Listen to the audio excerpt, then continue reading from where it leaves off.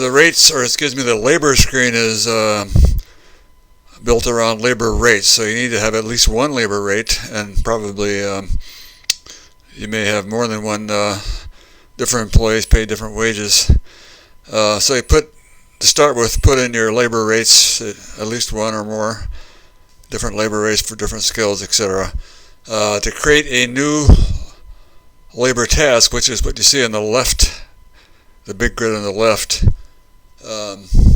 click on a labor rate that you want to apply to a task, then click the lower left plus button, and you fill in the columns.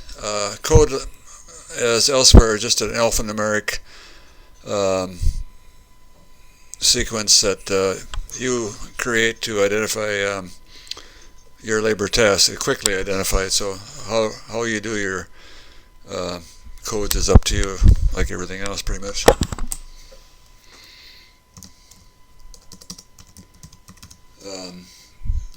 You give it a description of that particular task,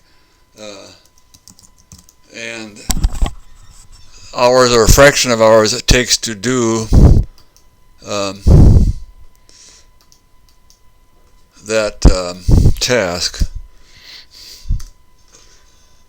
hours and minutes. So,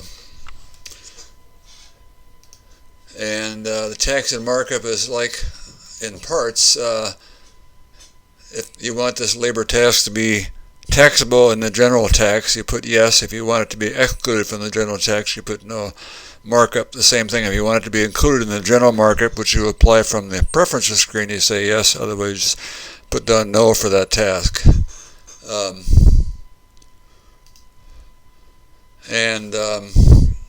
That's pretty much all there is. The assembly grid on the lower right is exactly the same assemblies as you see on the parts screen.